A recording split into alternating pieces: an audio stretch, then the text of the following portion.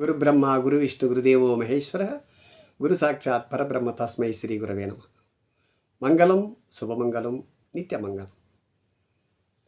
శ్రీరామ రామ రామేతి రమే రామే మనోరమే సహస్రనామ తత్తుల్యం రామనామ వరానని.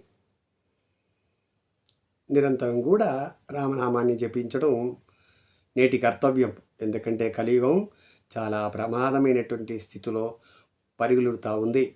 కాబట్టి నిత్యం కూడా భగవంతుడి నామాను పలుకుతూ ఉంటే చాలా మంచిది. అయితే ఈనాడు ముఖ్యంగా రక్తదానము. రక్తదానం అంటే ఏమిటి? చాలామంది చెప్తుంటారు, నేను 10 సార్లు ఇచ్చానండి రక్తదానం. నేను వాట్సాప్ ఫేస్బుక్లో పెడితే నాకు ఎవరు కూడా కామెంట్ రావట్లేదండి, ఎవరు కూడా లైక్లు చేయట్లేదండి అని మాట్లాడుతుంటారు. అది నిజమైనటువంటి విధి విధానం కాదు కదా. మీరు గమనించండి, మనం ఎలా వచ్చాం? తల్లి గర్భంలో 10 నెలలు తల్లి మోస్తుంది. ఆ మోసినప్పుడు మనకు భోజనం ఏదైతే ఉన్నది కదా, ఆ భోజనం అంతా కూడా తన యొక్క తల్లి యొక్క గర్భంలో ఉన్నటువంటి శిశువుకి నాభిలో వెళ్తూ ఉంటుందండి. నాభి ద్వారా మొత్తం కూడా వెళ్తూ ఉంటుంది. ఇడ్లీ తిన్నా, దోశ తిన్నా అన్నీ లోపలికి పోతుంది అనుకుంటారా? కాదు. అవన్నీ రక్తంగా మార్పు చెంది శిశువుకు లోపలికి వెళ్తూ ఉంటుంది. టైర్ పెరిగినట్టు లోపల గాలి కొట్టినట్టు వెళ్తూ ఉంటుంది. వెళ్ళి కాళ్ళు, చేతులు, తలకాయ అన్నీ కూడా మొత్తం తయారవుతుంది. మనం అలా తయారయ్యి వచ్చిన వాళ్ళని బయటికి. కాబట్టి తల్లి ఎంత గొప్ప ఒక ఇన్స్ట్రుమెంట్ మనకు. తల్లిని మించిన దైవం ఏదైనా ఉందా అంటే లేదు.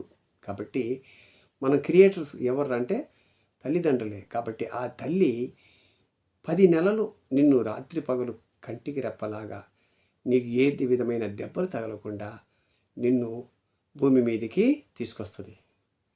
కాబట్టి ఇక్కడ మనం గమనించవలసిన ముఖ్యమైన విషయం గమనించండి. ఇక్కడ రక్తదానము, ఈ ప్రపంచంలో రక్తదానం ఎవరు చేశారయ్యా మనకు అంటే మన తల్లే రక్తదానం చేసింది. అంతేగాని ఎవరో రక్తదానం చేశారు కాదు. నువ్వు ఎలా వచ్చినావు బయటికి? నీ తల్లి రక్తదానం చేస్తే నువ్వు బయటకు వచ్చావు. నీవు 10 నెలలు మీకు తల్లి రక్తదానం చేస్తేనే నువ్వు బయటకు వచ్చావు. మీ తల్లి ఏదైనా మాట్లాడేందుకో నువ్వు నోరు మూసుకుని ఉంటే నీకు తెలీదు. అట్లయినా కూడా పర్వాలేదు.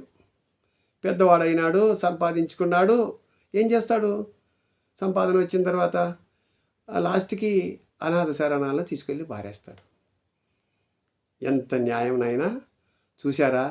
నీకు రక్తదానం చేసి నీ అవయవాలన్నీ కూడా కాపాడి ఇంత పెద్దోడిని చేసి చదివించి అంతా వచ్చిన తర్వాత లాస్ట్కి ఎక్కడికి తీసుకెళ్తావు?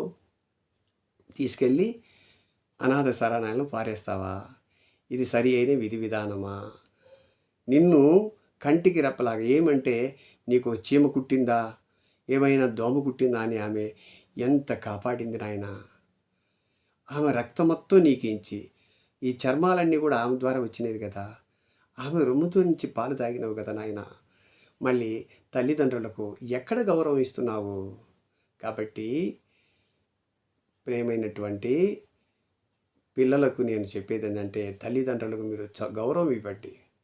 తల్లిదండ్రులు లేకపోతే మీరు లేనే లేరు.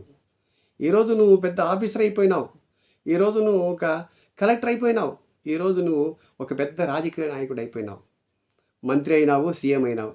అవి ఎక్కడైనా మాత్రం ఎక్కడి నుంచి వచ్చావు? మీ తల్లి గర్భం నుంచే వచ్చావు. మీ తల్లి రక్తదానం చేస్తే నువ్వు పుట్టావు. కాబట్టి నీ తల్లి యొక్క రక్తదానం వల్ల నువ్వు పైకి వచ్చావు. కాబట్టి నువ్వు తల్లిని కాపాడుకోవాల్సిన బాధ్యత ఎవరికి ఉంది? నీకు ఉంది. కాబట్టి పిల్లలు మీరందరూ కూడా దయచేసి తల్లిదండ్రులను మీరు కాపాడుకోండి. తల్లి లేకపోతే మనకు చాలా ప్రమాదకరం. అందుగురించే వేమన చాలా గొప్పగా చెప్పాడు. తల్లిదండ్రి మీద దయలేని పుత్రుండు పుట్టనేమి వాడు గిట్టనేమన్నాడు. కాబట్టి తల్లిదండ్రుల మీద దయగలిగి ఉండండి. వాళ్ళని కాపాడుకోండి, వాళ్ళని కంటి రాపలా చూసుకోండి. అప్పుడు కానీ మీకు మంచి కలుగుతుంది, మీకు శుభం జరుగుతుంది అనే విషయాన్ని గమనించండి. భగవంతుని యొక్క ఆశీస్సులు మీకు పరిపూర్ణంగా లభిస్తుంది. సర్వే జనా సుఖినో భవంతు, లోకా సమస్త సుఖినో భవంతు. ఓం శాంతి శాంతి శాంతి.